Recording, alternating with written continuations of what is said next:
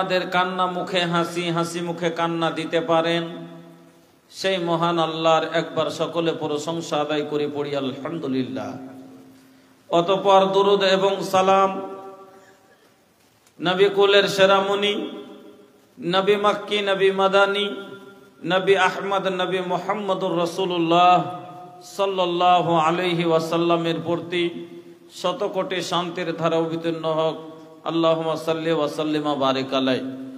উপস্থিত মুসলিম ভাই ও বোনেরা, আমি আপনাদের সম্মুখে মহান রব্বুল আলামিনের পবিত্র কালাম আল কোরআনুল কারীমের একটি আয়াত তেলাওয়াত করেছি এবং নবী মুহাম্মদুর রাসূলুল্লাহ সাল্লাল্লাহু আলাইহি ওয়াসাল্লামের একটি হাদিস আপনাদের সম্মুখে পাঠ করেছি।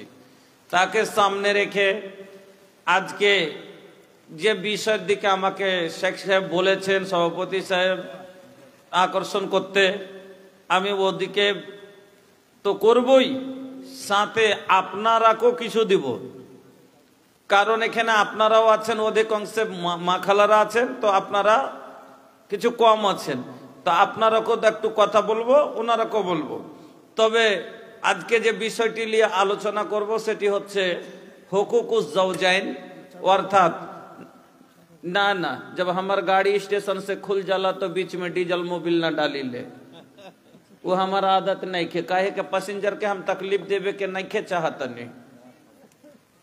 क्या आप जब गाड़ी में कहीं जाते हैं, आप लोग गाड़ी में बैठे हुए हैं और बीच में जो है पेट्रोल पंप में अगर घुसा देता है तेल डालने के लिए, 10 मिनट तेल डालने में लगा देता है, तो आप लोग बहुत दुखी होते हैं कि नहीं? खराब लगे ना लगे ना? এবার এখানে আমি এখন পেট্রোল ভরবো আর আপনারা তাকাবেন বসে বসে, তো খারাপ লাগবে না? তো ওই জন্য আমি বেশিরভাগ লি না। এবার বাধ্য কোনোদিন মজবুরি যদি চলে আসে তাইলে না, তো লেনে। যা হোক, আমি বলছিলাম হুকুকুস জাওজাইন অর্থাৎ স্বামী স্ত্রীর এক অপরের উপরে হক।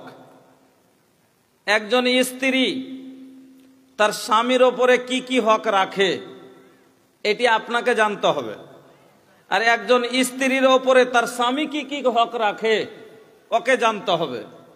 কেন না জানার কারণে আজ আমরা আদায় করতে পারি না, ভুল করছি, নিজে দোষ চাপাচ্ছি অন্যের ওপরে। আমি নিজে ভুল করছি, আমি নিজের ভুল বুঝতে পারি না, আর আমি দোষ চাপাচ্ছি আমার বউয়ের ওপরে। একটা মা বলছে কি, কেউ বলছে আমার বউ ভালো না, স্বামী নিজের ভুল বুঝতে পারে না, দোষ চাপা দিচ্ছে আমার বউ ভালো না। ওই রকমই একজন মহিলা নিজের ভুল বুঝতে পারে না, নিজের দোষটা বুঝতে পারে না, দোষ চাপাইছে স্বামীর উপরে, বলছে আমার স্বামী ভালো না। এক অপর নিজের ভুলটা কেউ বুঝতে পারে না। উর্দুতে একটা বই পড়েছিলাম, ওই বইটাতে একটা কথা লেখা ছিল, একজন মহিলা বলছে, जब मैं बहू थी तो मुझे सास अच्छी नहीं मिली। शेख, हाँ, जब मैं बहू थी तो मुझे सास अच्छी नहीं मिली, और जब मैं सास बन गई तो मुझे बहू अच्छी नहीं मिली। मेरे अंदर कोई कसूर नहीं। বুঝতে পারলেন? আমার মা খালারা তো উর্দু ভালো করে বুঝতে পারবে না, এর লেগে বাংলায় বুঝিয়ে দিতে হবে। হ্যাঁ, মহিলা বলছে যখন আমি বৌমা ছিলাম শাশুড়ি ভালো পাইনি, আর এখন যখন আমি শাশুড়ি হয়েছি বৌমা ভালো পাইনি, আমার কোনো দোষ নাই। আসলে সব দোষ হলো ওরই। আসলে নাটের গুরু হলো ওই, আসলে ব্যবহার নোংরা হলো ওরই, চরিত্র খারাপের কারণে যখন বৌমা ছিল তখন শাশুড়ির সাথে বন্তি পড়েনি, আর আজ যখন শাশুড়ি হয়েছে তখন বৌমার সাথে বন্তি পড়ে না। ও নিজের ভুল বুঝতে পারে না, দোষ চাপাইছে শাশুড়ির ওপরে আর বৌমার ওপরে। ওই রকম একজন পুরুষ নিজের ভুল বুঝতে পারে না, দোষ চাপাইছে স্ত্রীর ওপরে। একজন স্ত্রী নিজের কর্ম বুঝতে পারে না, ভুল বুঝতে পারে না, দোষ চাপাইছে স্বামীর ওপরে, আমার স্বামী ভালো না। আর এ কারণে আজ সংসারে অশান্তি আর অশান্তি। কাউরির বউ আটকে আছে, তো কাউরির তালাক হচ্ছে, তো কাউরির কেস চলছে, তো কাউরির মাসে 3 বার বিচার বসছে। প্রত্যেক বাড়িতে অশান্তির আগুন জ্বলছে। এই জন্য আমাকে আপনাকে জানতে হবে যে এক অপরের হককে বুঝতে হবে। তাহলে স্বামী স্ত্রী যখন এক অপরের হক আদায় করে চলবো, সংসারে কোনো উলঝান আসবে না, ঝামেলা আসবে না, সংসারে কোনোদিন অশান্তি সৃষ্টি হবে না। এই জন্য আমি আপনাকে বলছি, স্বামী স্ত্রী হলো জীবনের গাড়ির দুটো চাকা। যেমন মোটর সাইকেলে দুটো চাকা আছে না, তো সামনের চাকা যদি থাকে আর পিছনের না থাকে তো চলবে? চলবে না। পিছনের থাকে আর সামনেকার না থাকে চলবে? চলবে না। তাহলে সামনেকার জন্য পিছনের প্রয়োজন আর পিছনের চাকার জন্য সামনেকার চাকার প্রয়োজন। ওই রকম একজন পুরুষের জীবনে স্ত্রীর প্রয়োজন, একজন স্ত্রীর জীবনে পুরুষের প্রয়োজন। স্ত্রী ছাড়া পুরুষও অপূর্ণ, আর পুরুষ ছাড়া স্ত্রীও আধুরা। দুজনের জীবনে যেমন এক চাক্কার কোনো দাম নাই, ওরকমই একলা জীবনের কোনো দাম নাই। এই জন্য স্বামী স্ত্রী হলো জীবনের গাড়ির দুটো চাকার নাম। তবে আজ্ঞার চাকাটা যেখান দিয়ে যায়, পিছনের চাকাটাও সেখান দিয়ে যায়, যায় না? যায় না? তাহলে আজ্ঞার চাকাটা রাস্তা দেখায় আর পিছনের চাকাটার সাথে চলে। ওইরকম পুরুষ হল আর রিজালু কাওয়ামুনা আলান নিসা, পুরুষ আগে চলবে, রাস্তা দেখাবে, বউ তার কথা অনুসরণ করে চলবে, তার কথা মতো চলবে। এবার আসুন আপনাকে বুঝাচ্ছি। আচ্ছা, মোটর সাইকেলের দুটো চাকা যাচ্ছে তাই এক সমান না ছোট বড় ভাই? এক সমান। দুটো চাকা এক সমান আছে, তাহলে তো গাড়িটা বরাবর হয়ে চলছে। ট্র্যাক্টরে যে দুটো চাকা আছে তো এক বরাবর আছে, আগে দুটো তো সামনে বরাবর, মধ্যে দুটো বরাবর, মানে দুজন যে সামনে যার জোড়া পড়লো সে বরাবর। তো স্বামী স্ত্রী দুটা জীবনের গাড়ি চাকা। তো আপনাকে বলছি, মোটর সাইকেলে যদি একটা চাকা দিয়ে দিই ট্র্যাক্টরের আর একটা দিয়ে মোটর সাইকেলে, চলবে ভাই? চলবে না। কেন? একদিক উঁচা হবে, একদিক নিচে হবে, গাড়ি টানতে পারবে না, টাল খেয়ে পড়ে যাবে। আর ওই রকমই যদি ট্র্যাক্টরে দিয়ে দিই একটা মোটর সাইকেলের আর একটা ট্র্যাক্টরও চলবে না। তো উয়ার লেগেও ট্র্যাক্টরকে ট্র্যাক্টরেরই চাকা দিতে হবে আর মোটর সাইকেলকে মোটর সাইকেলেরই চাকা দিতে হবে। এই কথা আমার আল্লাহ এই কোরআনের ভিতরে বললেন কি, যে যেরকম তাকে সেরকম যদি তার সাথে জোড়া হয় তাহলে ওর সংসার ভালোভাবে কাটবে। আল্লাহ কি বললেন? আল খাবিসাতু লিল খাবিসিনা ওয়াল খাবিসুনা লিল খাবিসাত ওয়াত তাইয়্যিবাতু লিত তাইয়্যিবিনা ওয়াত তাইয়্যিবুনা লিত তাইয়্যিবাত। ছেলেটা বেনামাজি, মেয়েটাও বেনামাজি, দুজনে একই গাড়ি চলবে। কেন? ও ফজরে উঠে না, ও ফজরে উঠে না। ছেলেটা পরেজগার, মেয়েটাও পরেজগার, ও ফজরে উঠছে, ও ফজরে উঠছে। হ্যাঁ, ছেলেটা হালাল মানে সব দিক দিয়ে ভালো, মেয়েটাও সব দিক দিয়ে দিনের উপরে চলছে। ছেলেটাও দিনদার, মেয়েটাও দিনদার, দুজনের জীবন ভালোভাবে চলবে। কিন্তু ছেলেটা দিনদার আর মেয়েটা যদি হয়ে যায় ইংরেজি ফ্যাশনওয়ালি, চলবে? মৌলভী সাহেবের সাথে পড়ে গেছে, কলেজ পড়ানির বিয়ে হয়ে গেছে। এবার যখন কলেজ পড়ানির বিয়ে হয়ে গেছে, ওকে বলছে যে বাড়ি থেকে যখন বের হয়েছে তখন যেদিন সেদিন রবিবারে বাইনা করছে, রবিবার হয়েছে আর ও চলে যাবে ঘুরতে। তখন বলছে যে এই তুমি কি করে, কেন রবিবার করে তুমি ঘুরতে দিচ্ছ? কইছে কেন যাবো না? কইছে না, মৌলভী সাহেব তো ওকে ফতোয়া দিচ্ছে কি আল্লাহ রাব্বুল আলামিন বলেছেন। আর আল্লাহ রাব্বুল আলামিন বলেন, ওয়াকারনা ফি বুয়ুতিকুন্না ওয়ালা তাবাররাজনা তাবাররুজাল জাহিলিয়াতিল উলা। মহিলারা আকে আল্লাহ রাব্বুল আলামিন বলেন, ও মহিলারা রে, তোরা বাড়িকে শক্ত করে ধর, বেশি বাড়িতে থাকার চেষ্টা কর, বিনা কারণে তোমরা বাড়ির বাইরে যেও না। আর একান্তে জরুরিতে যদি যেতে হয় তাহলে বিনা বুরকাতে, বিনা চাদরে, বেজালা বেবেহীন চাদর ছাড়া তোমরা বাইরে যাবে না। মুলিসা বলছে চাদর ছাড়া যাবে না। আর ও কইছে কি যে আমি বোরকা নিতে পারবো না। হ্যাঁ, ও কইছে হ্যাঁ গরমে মরবের লেগে আমি নিতে যাচ্ছি বোরকা। চলবে সংসার? চলবে? কয়দিন মুলিসা সহ্য করতে পারবে? পারবে না। তখন দুটা চাক্কা দুরকম হয়ে গেল, তখন টাল খালি চলবে, এই আরেকদিন অ্যাক্সিডেন্ট হয়ে যাবে, পড়ে যাবে গাড়ি ভেঙে। তো এই জন্য আল্লাহ উদাহরণটা দিলেন কত সুন্দর, যে যে যেরকম তার সাথে যদি একরকম হয়ে যায় তাহলে মিলে যাবে। ছেলেটাও নামাজি, মেয়েটাও নামাজি, ছেলেটা পরেজগার, মেয়েটাও পরেজগার, ছেলেটাও বেনামাজি, মেয়েটাও বেনামাজি, এর ক্ষেত্রে রাস্তা আলাদা। কেন? ও পাচা, ও পচে, যে যেরকম সে সেরকমের সাথে মিলে যাবে। এই জন্য বন্ধুরা আমার, ভাইজানের আমার, এবার তাহলে আসুন আপনাকে আর একটু আগে নিয়ে চলি। তাহলে আপনাকে বলছি, ভালো করে শুনবেন। একটা লোকের কাছে টাকা হয়েছে, এবার লোকটার টাকা দিয়ে গায়ে একটা বাইক কিনেছে। আগে একটু ভঙ্গিতে কথাটা বেড়ে নিয়ে বসাচ্ছি, তারপরে হাদিসগুলো শোনাবো, 8 থেকে 10টা হাদিস শোনাবো, চলে যাব। হ্যাঁ, লোকটা একটা বাইক কিনেছে। এবার বাইক কেনার পরে লোকটা কোনোদিন ড্রাইভিং করেনি, জীবনে কোনোদিন ড্রাইভিং করেনি। দেখেছে লোককে খালি চালাইতে, ও মনে করেছে গাড়ি না গাড়ি, বসে যাবো, হ্যান্ডেল ধরলো আর ভুম করে উড়ে চলে যাবো। কিন্তু এই বোকা জানে না যে কালাচ কিভাবে ঢিল দিতে হয়, গিয়ার কিভাবে চেঞ্জ করতে হয়। আর ডাইরেক্ট গাড়িতে চেপে গেছে, আর চাপার পরে গোটা 10 লিটার একবারই ঘুরিয়ে দিয়েছে।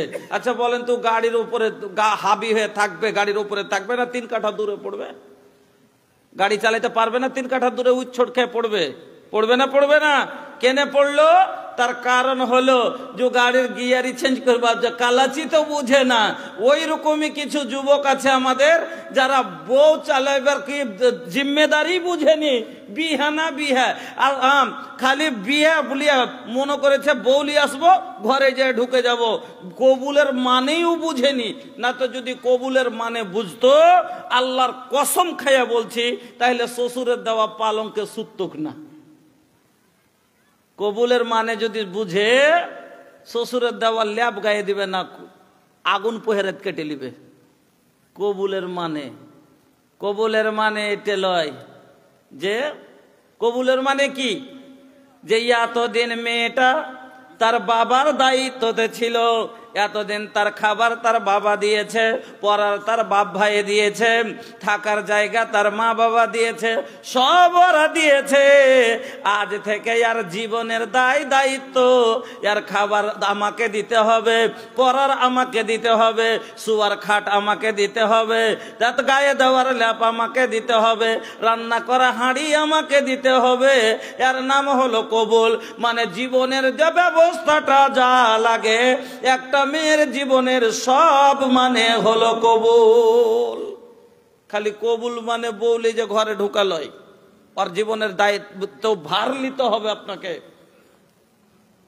কবুল মানে কিছুই বুঝেনি। আর ইয়ামা সারা সবাবে মানিস্তাত আমিন কুমল বাদ ফালিয়াতা জাওয়াজের মানে বুঝে না। 3খান মোজ গজালছে, বিয়ে করবে খালি রাগ করে বসে আছে। 3খান মোজ গজালছে, খালি কামে জেনে কইছে কি ব্যাপার, ভালো করে বাড়তে চালা করে না, ওর মোহরের টাকা নাই, কিছু নাই। তোর কইছে আর একদিন কইছে যে কি হয়েছে গে ছোঁড়া, ভালো করে কথাও কহে না, কোনো ই করে না, তো কি কথা পুছ করিস? তো ওর মাকে বলছে, দাদিকে দে পুছ করে দেবে। তুমি কইছে কি হয়েছে রে ভাই, তোর কি হয়েছে? কই কিছু হয়নি, তুই ভালো করে কথাও কইস না, কাম করতেও যাইস না, টাকা পয়সাও দিস না, কি হয়েছে তোর? না কিছু হয়নি। তো বিয়ে শাদী দিতে হবে নাকি? তুমি কইছে কে ফের মানা করছে?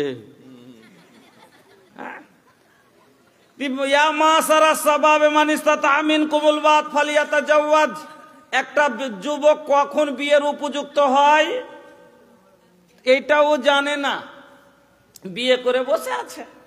এবার ও ড্রাইভারই জানে না, তো গাড়ি চালাবে কি করে, বউ চালাবে কি করে। যা হোক, এই জন্য সংসারে অশান্তি আর অশান্তি। লাস্ট কথা কি, গাড়ি লোকটা চালাইতে জানে, ভালো করে চালাইছে, আর গাড়িতে ব্রেক আছে, গাড়িটা সাইডের স্পিডে চালিয়ে চলে আসছে। আর একটা লোক গাড়ি সাইডের স্পিডে চালিয়ে আসছে, আর সামনে একটা রোডে বাচ্চা চলে এসছে হামাগুড়ি দিয়ে। এবার ব্রেক করলো, ব্রেক না করলে বাচ্চাটা চাপা যাবে। এবার ব্রেক করলো, কিন্তু হ্যান্ড সমাতে ব্রেক লাগলো না। বলুন তো অ্যাক্সিডেন্ট হবে না? হবে না? গাড়িতে ব্রেকটা কেন দেওয়া হয়েছে? এই জন্যই যে গাড়িটাকে সময়তে দাঁড় করা যায়, কিন্তু দাঁড় হলো না, এ কারণে অ্যাক্সিডেন্টটা হয়ে গেল আর জীবন চলে গেল। তো ব্রেক না লাগার কারণে আজ সংসারে অশান্তি হয়। কখন মহিলাদের তরফের এটা ভুল, এটা মেয়ে মা খালাদের ভুল। পুরুষ ব্রেক লাগায়, কিন্তু ব্রেক আর লাগে না। কেমন করে লাগে না আমি সব খুলে খুলে বলবো ইনশাল্লাহ। হ্যাঁ, তাহলে এবার আসুন, তাহলে সংসারে যদি সুখের জীবন করতে চান, একজন মহিলা যদি পুরুষের কোনোদিন গাল মার না খেতে চায়, আদরে নিয়ে থাকতে চায়, তাহলে তাকে কাজ করতে হবে 6টা। তাহলে কাজ করতে হবে ওকে 6টা। আমার মা খালারা, আপনার উপরে আপনার স্বামীর হক হলো 6টা, আর আপনার হক স্বামীর উপরে হলো 3টে। আপনার উপরে আপনার স্ত্রীর হক হলো তিনটা হক কি আপনাকে দিতে হবে। আপনি যদি তিনটা কাজ করেন, জীবনে বাড়িতে অশান্তির আগুন জ্বলবে না, সব দিন বাড়িতে প্যার ভালোবাসা মহব্বতে ভরে থাকবে, সংসারে সুখ আর সুখ থাকবে। তবে আপনাকে করতে হবে তিনটা কাজ। আর মা খালাকে জীবনে পুরুষের মায়ের তো দূরের কথা, একটা বড় কথাও শুনবে না, তার জন্য ওকে কাজ করতে হবে 6টা। এই 6টা কাজ যদি আমার মা খালারা করে নেয়, জীবনে সব দিন আদরের বউ হয়ে থাকবে, সব দিন আনন্দে জীবন কাটবে, শ্বশুর বাড়ির কোনোদিন টেনশন পাবে না। এই জন্য এবার নোট করেন কি কি পয়েন্টগুলো। তো পুরুষের হক হলো স্ত্রীর উপরে বেশি, আর স্ত্রীর হক হলো পুরুষের উপরে অর্ধেক। তো কার বেশি হলো? পুরুষের বেশি হলো, 6টা হলো। তা আগে তাহলে পুরুষের হক কোটা বয়ান করি যে মহিলারা কি কি করবে 6টা কাজ, তারপরে তো পুরুষকে বলবো 3টা কাজ আপনারা কি কি করবেন। তো 1 নাম্বার, মাখালা ভালো করে শুনবেন, কানে কাপড় থাকলে একটু ঢিল করে বসেন আর ভালো করে শুনেন। 1 নাম্বার, স্বামীর খেদমত করবেন। 1 নাম্বার হক হলো স্বামীর খিদমত। কেন? আমি গাড়ি কিনলাম চড়ে বেড়াবার লেগে, আরাম পাওয়ার লেগে। এই জন্য আমি গাড়ি যারা পায়ে হাঁটবো না, ব্যথা হয়েছে আমি হাঁটবো না, এই জন্য আমি টাকা দিয়ে গাড়ি কিনলাম। আর গাড়ি কেনার পরও যদি আমি আরাম না পাই, ওই গাড়িকে টাইনে ছেঁচড়িয়ে নিতে হয় পাংচারের কারণে, চেন ছিঁড়ার কারণে, তাহলে আরো কষ্ট বেড়ে গেল কিনা। তো এই জন্য বিয়ে করলে, একাই ছিলাম, বিয়ে করলাম কেন? সংসার নিজের আরামের জন্য, সুকুনের জন্য, রাহাতের জন্য, নিজের তৃপ্তির জন্য। কিন্তু বিয়ে করার পরে যদি অশান্তির আগুনে জ্বলি, তাহলে তো এর থেকে কষ্ট আর কিছু নেই। এই জন্য মা খালা আমার প্রথম হক আপনাকে এনেছে কেন? আরামের। ও এতদিন নিজের হাতে রান্না করছিল, আর রান্না করবে না। এতদিন নিজের হাতে কাপড় পরিষ্কার করছিল, আর করবে না। এতদিন ও নিজের দরকার পড়লে পাটি পেয়ে নিবে, সব কাজ করে নিবে আপনার কাছে। এই জন্য 1 নাম্বার খেদমত, স্বামীর প্রথম কাজ করবেন। 1 নম্বর হক হলো স্ত্রীর ওপরে স্বামীর অধিকার আছে, খেদমত নিতে পারবে, ও খেদমত নিবে। হক, প্রথম হক। চলেন হাদিস শুনেন। হাসান বিন মুহসিন বলেন, একদিন আল্লাহর রাসূলের বাড়িতে ওনার ফুফু কোনো কাজে গেলেন। আপনারা কি বলেন? পিসি, কেউ বলেন ফুফু, আমরা বলি মেরি ফুফি। আমরা ভোজপুরিতে যখন বলি তখন হামরি ফুয়া। হ্যাঁ, তো যেরকম ভাষা, তো আপনারা বলেন পিসি। হাসান বিন মুহসিন বলছেন কি, আমার পিসি কোন কাজে আল্লাহর নবীর বাড়ি গেলেন, আল্লাহর নবীর বাড়িতে কাজটা হয়ে গেল। কাজের পরে আমার পিসি নবীর বাড়ি থেকে বেরিয়ে আসছেন, এমনি সমাতে দরজায় বের হচ্ছেন, বা বাড়ির দরজায় আছে। আল্লাহর নবী আমার পিসিকে প্রশ্ন করলেন, আল্লাহর নবী আমার পিসিকে সওয়াল করলেন, আমার ফুফুকে জিজ্ঞাসা করলেন, আচ্ছা বলো তো তোমার স্বামী জীবিত আছে না নাই? তোমার স্বামী কি বেঁচে আছে? তিনি বলেন, হ্যাঁ হুজুর আছে, আমার স্বামী জীবিত আছে। এবার নবীজি বলছেন, আচ্ছা বলো তো তুমি তোমার স্বামীর সাথে কেমন ব্যবহার করো? তোমার স্বামীর সাথে তোমার ব্যবহারটা কেমন হয়? তুমি স্বামীর খিদমত কতটা করো? এবার মহিলা উত্তর দিচ্ছে, হাসান বিন মুহসিনের ফুফু উত্তর দিচ্ছেন কি, ইয়া রাসূলুল্লাহ, ইয়া হাবিবাল্লাহ, ওগো আল্লাহর নবী, আমার স্বামীর খিদমতে আমি কতখানি করি শোনেন। অতক্ষণ পর্যন্ত আমি খিদমত করা ছাড়ি না যতক্ষণ আমি আজিজ না হয়ে যাই। আপনারা আজিজ শব্দটা বুঝেন তো? মানে মন আজিজ হয়ে গেল লাগছে, বলে না, যখন খাসতে যেতন কি বলে, যে মনটা লাগছে আজিজ হয়ে গেল। তো উনি বলছেন যে আমি যতক্ষণ আজিজ না হয়ে যায়, मैं उस वक्त तक अपने शौहर की खिदमत करती हूँ जब तक के मैं আজিজ না आ जाऊं। আমি যতক্ষণ মানে থইকা না যায়, ক্লান্ত না হয়ে যায়, আমার মন যতক্ষণ ওক্তিয়া না যায়, আমি অতক্ষণ ধরে নিজের স্বামীর খেদমত করি। এই কথা শোনার পরে আমার নবী বলছেন ফানজুরি আইনা আনতে মিনহু ফাইন্নাহু জান্নাতুকা ওয়া নারুক।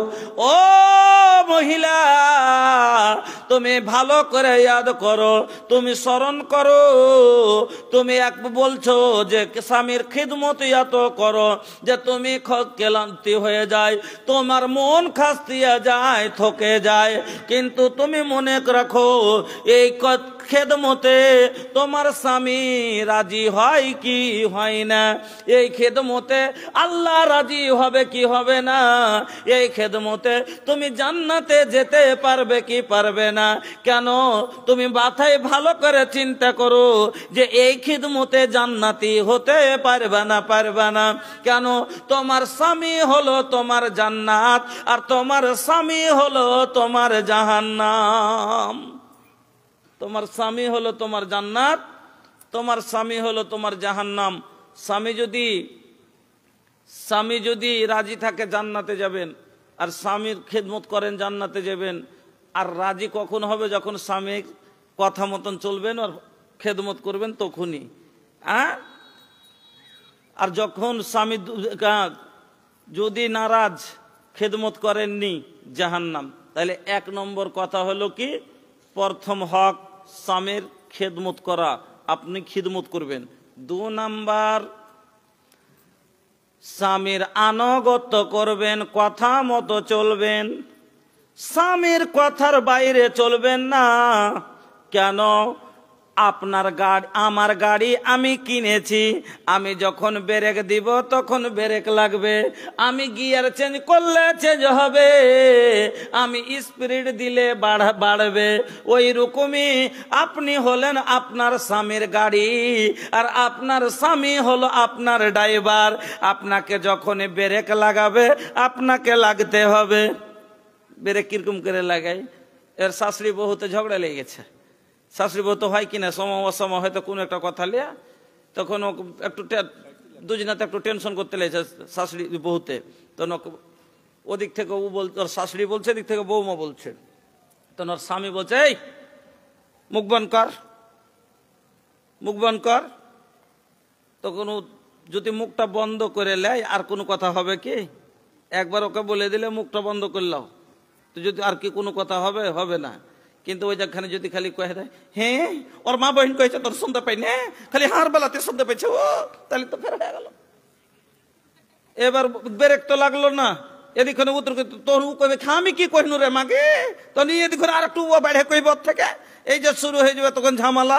তো 2 নম্বর হলো স্বামীর আনুগত্য করা, স্বামীর হুকুম মোতাবেক চলা, স্বামীর কথা মতন চলা।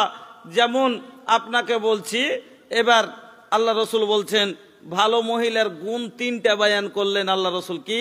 1 নাম্বার, আল্লাতি তাসুররুহু ইজা নাজারা ওয়া তুতিউহু ইজা আমারা ওয়ালা তুখালিফুহু ফি নাফসিহা ওয়া মালিহা বিমা ইয়াকরাহু। ভালো মহিলার গুণ আল্লাহর নবী 3খানা বয়ান করলেন। ও মা বোনেরা আমার, ভালো করে শুনেলেন। এই 3টা গুণ যদি আপনার ভিতরে থাকে তাহলে আপনি হলেন এই দুনিয়ার ভালো মহিলা, আর যদি না থাকে তাহলে আপনি ভালো মহিলা হতে পারেননি। 1 নাম্বার গুণ নবী বলেন আল্লাতি তাসুররুহু ইজা নাজারা, যখনই তার স্বামী তাকে দেখবে আনন্দিত হবে। ভালো মহিলার গুণ হলো, প্রথম গুণ হলো কি, পেটে যদি দুসান খেতে না থাকে, পরনে যদি কাপড় নাও জুটে, স্বামী বাড়ি আসতে গেলে হাসি মুখে কথা বলবে, স্বামীর সাথে সব সময় স্বামীকে বুঝতে দিবে না যে কষ্টতে, আমি কষ্টতে আছি। ভালো মহিলার পহচান হলো এটা। হ্যাঁ, বাড়ি আসে, বিদেশ থেকে বাড়ি এলেন, কুন্ডি থেকে বাড়ি এলেন, মাঠঘাট থেকে বাড়ি এলেন, আসার পরে সকালে রান্না বান্না হয়নি, কিছু নাই, খাইতে পাইনি, দিনবেন ধরে এবার আসছে। তারপরে আসার পরে যদি বাড়িতে কোনো টেনশন হয়ে গেছে, 5টা শ্বশুরে বইকেছে, শাশুড়িতে বইকেছে, তো সব পেটের ভিতরে করে যেমনি স্বামী বাড়িতে এসে তেমনি মুচকি মেরে হাসছে, মুচকি মেরে হাসছে।